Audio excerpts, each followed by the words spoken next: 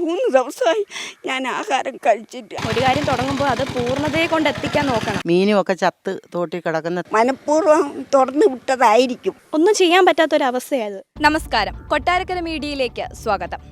പുതുവത്സരാഘോഷത്തിൽ കേരളം ഒട്ടാകെയും നിറഞ്ഞാടുമ്പോൾ മനുഷ്യ മനസ്സിനെ പോലും നടുക്കുന്ന, മനുഷ്യത്വത്തിനെ വെല്ലുവിളിക്കുന്ന ഒരു അവസ്ഥയാണ് നിങ്ങളുടെ മുമ്പിലേക്ക് ഇന്നിതാ കൊട്ടാരക്കര മീഡിയ എത്തിച്ചിരിക്കുന്നത്. കൊട്ടാരക്കര മൈത്രി നഗർ പാണ്ഡിവേൽ റോഡിലെ ഒരു തോടിന്റെ അവസ്ഥയാണ് ഇപ്പോൾ നിങ്ങൾ കാണുന്നത്.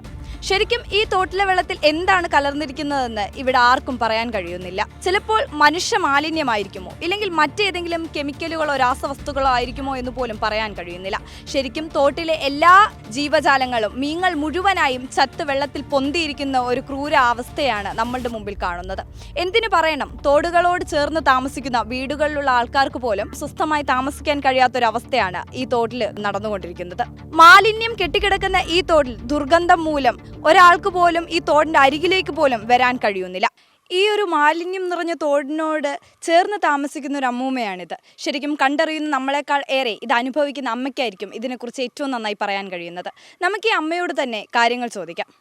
അമ്മേ, ഇതിനെക്കുറിച്ച് എന്താണ് അമ്മയ്ക്ക് പറയാനുള്ളത്? മോനെ, എപ്പോഴും ഇത് തന്നെ വൃത്തികേട് ആയിട്ട് വരും. ഇന്ന് 3 ദിവസം കൊണ്ട് ഈ മാലിന്യം ആരോ തുറന്നു വിട്ടതാണ്. മനഃപൂർവ്വം തുറന്നു വിട്ടതായിരിക്കും. ഇന്ന് 3 ദിവസം കൊണ്ട് ഈ മാലിന്യത്തിൻ്റെ ശ്വസനം കേട്ടുകൊണ്ട് എനിക്കൊന്നാമത് അസുഖമുള്ളോളാം ഞാൻ. എനിക്ക് ശ്വാസം വിടാൻ വയ്യ, വിമ്മിഷ്ടം, എനിക്ക് ശ്വാസം മുട്ടലെല്ലാം ഉള്ളതാണ്. എനിക്ക് ആഹാരം കഴിക്കാൻ വയ്യ, എനിക്ക് ചുമയും ഛർദിലും ഓർക്കാനോ ആണ്. 3 ദിവസമായി ഞാൻ ആഹാരം കഴിച്ച് വെള്ളം കഴിച്ചിട്ട് ആരോട് പറയാനാ? ഈ വൃത്തിയോട് മാറിക്കിട്ടിയാൽ എനിക്ക് വളരെ സന്തോഷം. ഇവിടെ നിന്ന് ഞങ്ങൾക്ക് പോകാൻ പറ്റത്തില്ല, എങ്ങോട്ട് മാറിപ്പോകും. ഈ തോടിന്റെ തന്നെ മറ്റൊരു ഭാഗത്ത് താമസിക്കുന്ന ഒരു വീട്ടിലൊരു കുട്ടിയോട് തന്നെ നമുക്കിതിനെക്കുറിച്ച് അറിയാം. ഒരു 6 മാസമായപ്പോൾ ഇങ്ങനെയൊക്കെ തുടങ്ങിയത്. അതായത് ഇതുപോലത്തെ വേസ്റ്റും അതുപോലെ തന്നെ പല പായലൊക്കെ അടിഞ്ഞു കൂടുന്നത് കാരണം ഈ വേസ്റ്റ് വരുന്നുണ്ട്. അപ്പം ഞങ്ങളെ അത് കുറേ ബാധിക്കാറുണ്ട്. നല്ല സ്മെല്ലൊക്കെ വരാറുണ്ട്. ഇടയ്ക്ക് രാത്രിയൊന്നും ചിലപ്പോൾ പുറത്തിറങ്ങാൻ പറ്റാത്ത സ്മെല്ലായിരിക്കും. ഇത് ഹോട്ടൽ വേസ്റ്റ് ആണോ എന്താണെന്ന് ഞങ്ങൾക്ക് അറിയത്തില്ല. ഇവിടുത്തെ കിണറിൻ്റെ വെള്ളത്തിലൊക്കെ അത് നന്നായിട്ട് ബാധിക്കുന്നുണ്ട്. നമുക്ക് നടക്കാൻ പറ്റത്തില്ല, ഒന്നും ചെയ്യാൻ പറ്റാത്തൊരവസ്ഥയായത്.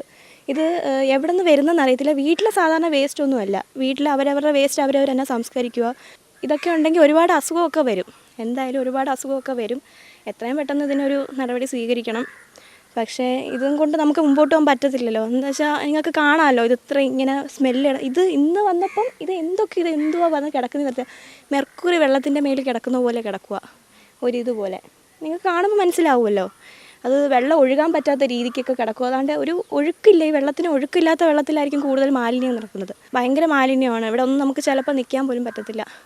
ഒരു 4 വർഷത്തിന് മുമ്പ് കളക്ടർ വന്നിട്ട് ഈ ശുദ്ധീകരണ പരിപാടിയൊക്കെ ഉദ്ഘാടനം ചെയ്തിട്ടുള്ളായിരുന്നു.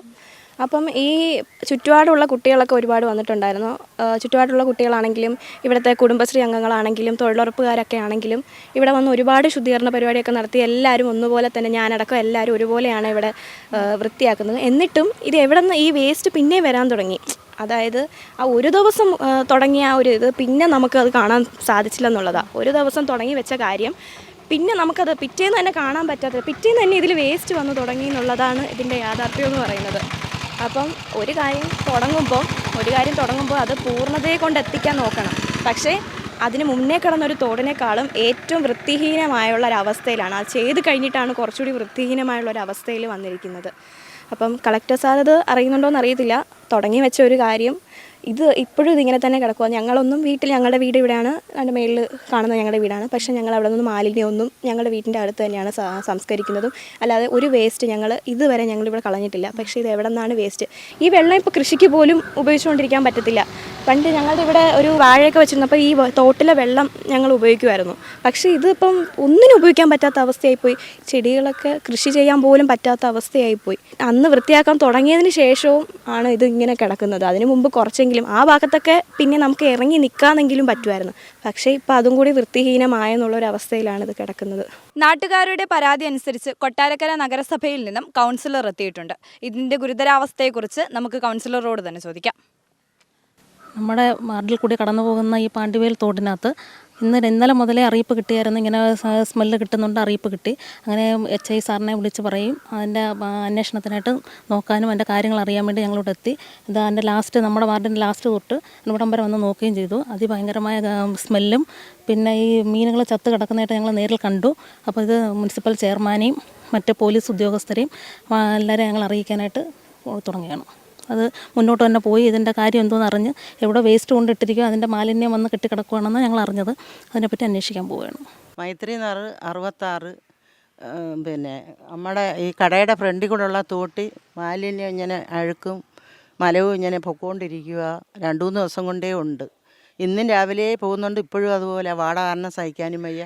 മീനും ഒക്കെ ചത്ത് തോട്ടി കിടക്കുന്ന താഴെ വയലിൻ്റെ കരയ്ക്കുള്ള വീട്ടുകാർക്കും ഒക്കെ വാട കാരണം സഹിക്കാൻ വയ്യാന്ന് എല്ലാവരും പരാതി പറയാം. ഇവിടെ ഇരിക്കാൻ വയ്യ, കടയുടെ അടുത്ത് മല പോകുന്ന ഇത്രയും തോട്ടിക്കൂടെ.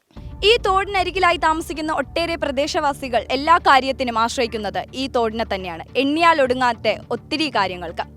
കൃഷിക്ക് വെള്ളമൊഴിക്കാനും എന്തിന് ഈ തോട്ടിലെ മീനുകളെ പോലും പിടിച്ച് ഭക്ഷിക്കുന്നവർ ഈ തോടിനരികിൽ ഒട്ടേറെയുണ്ട്. എന്നാൽ ഇനി ഈ തോട് എന്തിനു സാധിക്കും? മാലിന്യമായി ദുർഗന്ധം വീശുന്ന ഈ ഒരു തോട് ഇനി ഒന്നിനും സാധിക്കാത്തൊരവസ്ഥയിലാണ്. അത്തരത്തിലൊരു ജീവിതമാണ് ഈ തോടിനരികിൽ താമസിക്കുന്നവരെല്ലാവരും ജീവിച്ചു പോകുന്നതെന്ന് നമുക്ക് കണ്ണടച്ച് പറയാൻ കഴിയുന്നതാണ്. എന്തിന് അവരുടെ വീട്ടിനരികിലെ കിണറ്റിലെ വെള്ളം പോലും ഇത്തരത്തിൽ ദുർഗന്ധം ഭവിക്കുന്ന ഒന്നായി മാറിക്കൊണ്ടിരിക്കുന്നു. ഈ ഒരു കാഴ്ച കണ്ടുകൊണ്ട് ഉറപ്പായിട്ടും ഇതിൻ്റെ മേലധികാരികൾ ഇതിനൊരു നടപടി ഉണ്ടാക്കിയേ മതിയാകൂ. ഇനിയെങ്കിലും ഈ തോടരികിലോട് താമസിക്കുന്ന വീട്ടുകാർക്ക് സന്തോഷത്തോടെയും സമാധാനത്തോടെയും താമസിക്കുകയും ഒപ്പം തന്നെ ഈ തോട്ടിൽ ജീവിക്കുന്ന മീനുകൾക്കും അതേ സന്തോഷം ലഭിക്കണമെന്നും ഇവർ ആവശ്യപ്പെടുന്നു.